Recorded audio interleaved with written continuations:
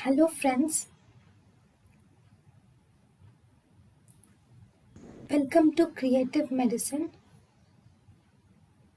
In this lecture, we will learn about In laryngeal mask airway supreme, the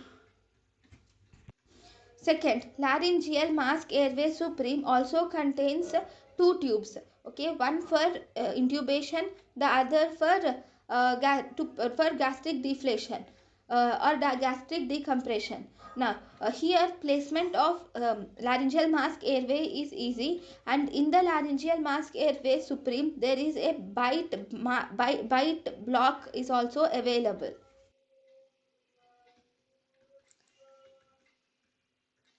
So in laryngeal mask airway supreme, we have two things. One, we have gastric opening or stomach decompression drain is also seen, and the other opening for intubation.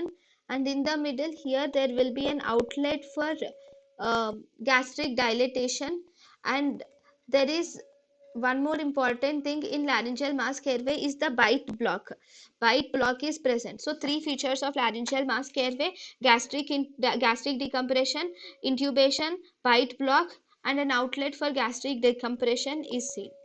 So this is laryngeal mask airway supreme. thank you and thank you for watching.